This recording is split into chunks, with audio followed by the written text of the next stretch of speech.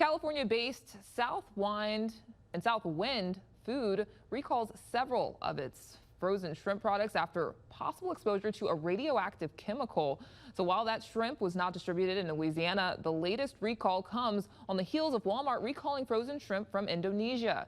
As Tan Trong reports, local shrimpers and lawmakers say more must be done to improve seafood safety.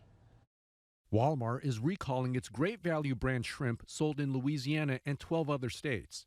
The concern is over shrimp that Walmart bought from Indonesia could be contaminated with a chemical called cesium-137. You know, you get a Walmart brand, you think it's not from America and domestic, and it's really not.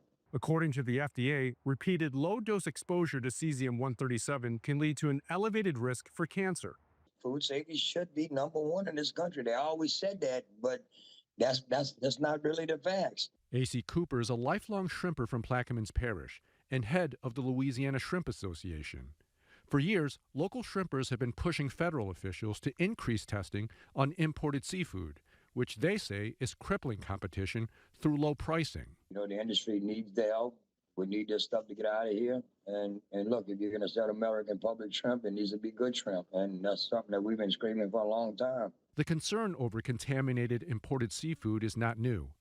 Back in 2019, a Lee Zurich investigation focused on how only a tiny percentage of the billions of pounds of imported shrimp is tested. And when testing was done, 12% of the samples were deemed unsafe. If they tested more, how much more would they find? Potentially. I mean, if you extrapolate it from the sample, it becomes a pretty big number pretty quickly. We should be testing much more vigorously. In a rare bipartisan team-up, two Louisiana congressmen, Democrat Troy Carter and Republican Clay Higgins, are pushing a bill to require the FDA to destroy imported food that poses a public health risk.